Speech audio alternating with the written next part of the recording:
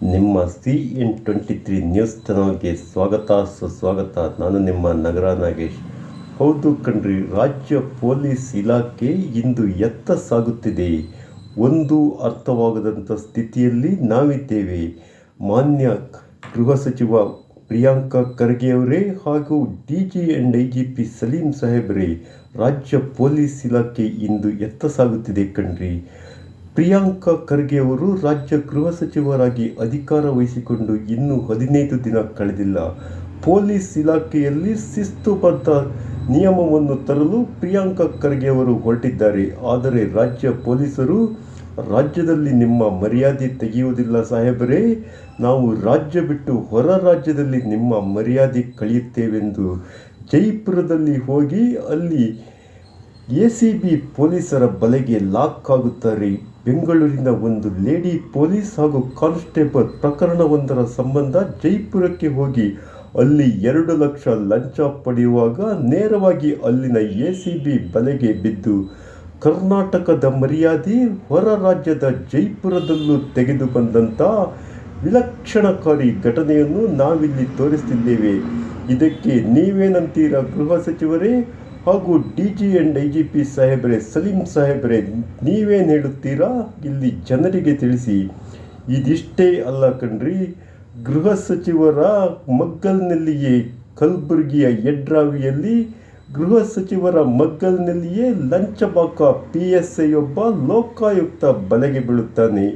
ಈತನ ಜೊತೆಗೆ ಸಿಬ್ಬಂದಿಗಳು ಇಲ್ಲಿ ಗೃಹ ಸಚಿವರ ಮಗ್ಗಲ್ನಲ್ಲಿಯೇ ಲೋಕಾಯುಕ್ತರ ಬಲೆಗೆ ಬೀಳುತ್ತಾರೆ ಎಂದರೆ ಇದೆಂಥ ನಾಚಿಕೆಯ ಸಂಗತಿ ಕಣ್ರಿ. ಇದೇನೇ ಇರಲಿ, ಉತ್ತರ ಕನ್ನಡದ ಹಳಿಯಾಳದಲ್ಲಿ ಒಬ್ಬ ಮರಿ ರೌಡಿ ರಸ್ತೆಯಲ್ಲಿ ರೌಡಿಸಮ್ ಮಾಡುತ್ತಿರುವಾಗ ಅಲ್ಲಿನ ಪೊಲೀಸ್ ಸಿಬ್ಬಂದಿಗೆ ಅಲ್ಲಿನ ಸ್ಥಳೀಯರು ಕರೆ ಮಾಡುತ್ತಾರೆ. ಅಲ್ಲಿಗೆ ಬಂದ ಪೊಲೀಸ್ PSI ಇದಕ್ಕೂ ನನಗೂ ಏನೂ ಸಂಬಂಧ ಇಲ್ಲ ಎಂದು ಜೀಪಿನಿಂದನೇ ಕೆಳಗಿಳಿಯುವುದಿಲ್ಲ. ಆ ಮರಿ ರೌಡಿ ಪುಡಿ ರೌಡಿಯ ಅಟ್ಟಹಾಸ ರೋಡಿನಲ್ಲಿಯೇ ಆ PSI and ಪೊಲೀಸರು ನೋಡುತ್ತಿರುತ್ತಾರೆ. ಇಷ್ಟೇ ಸಾಲದೆಂಬಂತೆ ಪೊಲೀಸ್ ಸಿಬ್ಬಂದಿಯ ಕತ್ತಿನ ಪಟ್ಟಿಗೆ ಆ ಮರಿ ರೌಡಿ ಕೈ ಹಾಕುತ್ತಾನೆ. ಇಷ್ಟೆಲ್ಲ ನೋಡಿದ PSI, ನಾನೊಬ್ಬ ಕಾಕಿ ಹಾಕಿದ್ದೇನೆ, ನನ್ನ ಸೊಂಟದಲ್ಲಿ ರಿವಾಲ್ವರ್ ಇದೆ, ನಾನೊಬ್ಬ ಪೊಲೀಸ್ ಅಧಿಕಾರಿ ಎನ್ನುವುದನ್ನು ಮರೆತು ಜೀಪಿನಿಂದ ಸಹ ಕೆಳಗಿಳಿದಂಥ ಆ PSI ಇಂದು ಸಸ್ಪೆಂಡ್ ಆಗಿರಬಹುದು. ಆ PSI ಸಸ್ಪೆಂಡ್ ಆಗಿದೆ. ಆ ಠಾಣೆಯ ಎಲ್ಲ ಪೊಲೀಸ್ ಸಿಬ್ಬಂದಿಗಳನ್ನು ವರ್ಗಾವಣೆ ಮಾಡಿದ್ದಾರೆ. ಇದೇನ್ರಿ, ಒಬ್ಬ ಕಾಕಿ ತೊಟ್ಟ ಅಧಿಕಾರಿ ಎದುರೇ ಒಬ್ಬ ಮರಿ ರೌಡಿ ಸ್ಟ್ರೀಟಿನಲ್ಲಿ ರೌಡಿಸಮ್ ಮಾಡುತ್ತಾನೆ ಎಂದರೆ ಪೊಲೀಸ್ ಇಲಾಖೆ ಎಲ್ಲಿಗೆ ಹೋಗಿದೆ? ಇದೇನೇ ಇರಲಿ, ಬೆಂಗಳೂರಿನಲ್ಲಿ ಕೇರಳದ ಉದ್ಯಮಿಯನ್ನು ಪೊಲೀಸ್ ಜೀಪಿನಲ್ಲಿಯೇ ಪೊಲೀಸ್ ಸಮವಸ್ತ್ರದಲ್ಲಿ ಬಂದು ಹೆದರಿಸಿ ಬೆದರಿಸಿ ನಾನು CID ಅಧಿಕಾರಿ ಎಂದು 20 ಲಕ್ಷ ರು ಲಂಚ ದೋಚಿಕೊಂಡು ಹಾಡು ಹಗಲಿನಲ್ಲಿ ಬೆಂಗಳೂರು ನಗರದಲ್ಲಿ 20 ಲಕ್ಷ ರು ಲಂಚ ದೋಚಿಕೊಂಡು ಹೋಗುತ್ತಾರೆ ಎಂದರೆ ಪೊಲೀಸರು ಇಲ್ಲಿ ಏನು ಮಾಡುತ್ತಿದ್ದಾರೆ?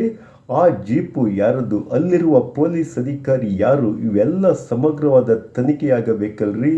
ನಾವು ಈ ಹಿಂದೆ ಬೆಂಗಳೂರಿನಲ್ಲಿ ಪೊಲೀಸರೇ ಕೋಟಿ ಲಂಚ ಎಗರಿಸಿರುವ ಪ್ರಕರಣ ಇನ್ನೂ ನಮ್ಮ ಕಣ್ಣ ಮುಂದೆಯೇ ಹಸಿರಾಗಿರುವಾಗಲೇ ಮತ್ತೆ ಪೊಲೀಸ್ ಇಲಾಖೆ ಇಂಥ ನಾಚಿಕೆಗೆಟ್ಟಿನ ಕೆಲಸ ಮಾಡುತ್ತಿದೆ. ಪ್ರಿಯಾಂಕ ಖರ್ಗೆ ಅವರೇ, ನೀವು ಗೃಹ ಸಚಿವರಾದ ಮೇಲೆ ನಾನು ಪೊಲೀಸ್ ಇಲಾಖೆಯಲ್ಲಿ ಸಮಗ್ರವಾದ ಬದಲಾವಣೆ ತರುತ್ತೇನೆ ಎಂದಿದ್ದೀರಿ.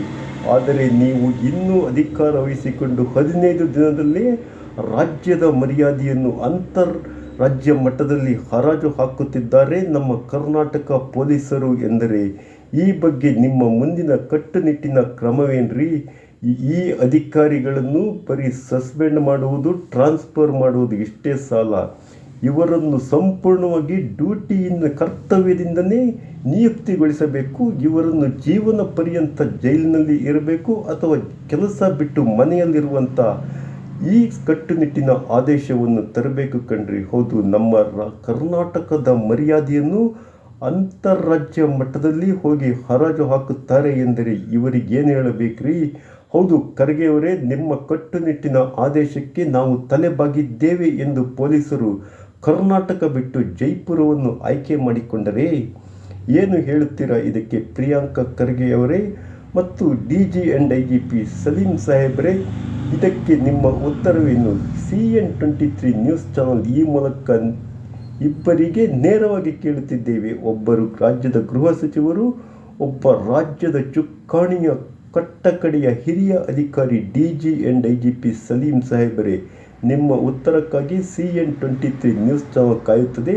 ಹಾಗೂ ಇಂಥ ಭ್ರಷ್ಟ ಅಧಿಕಾರಿಗಳಿಗೆ ಮುಂದೆ ಏನು ಮಾಡುತ್ತೀರಾ? ಇನ್ನು ನೀವು ಪೊಲೀಸ್ ಇಲಾಖೆಗೆ ಯಾವ ರೀತಿಯ ಬಿಸಿ ಮುಟ್ಟಿಸಲು ಸಜ್ಜಾಗಿದ್ದೀರಿ ಎಂಬುದು ಜನತೆಗೆ ತೋರಿಸಬೇಕೆಂಬುದೇ ನಮ್ಮ ಆಗ್ರಹವಾಗಿದೆ. ಇದು CN23 ನ್ಯೂಸ್ ಚಾನಲ್ನ ಕಟ್ಟಕಡೆಯ ಪ್ರಶ್ನೆ ಕಣ್ರಿ.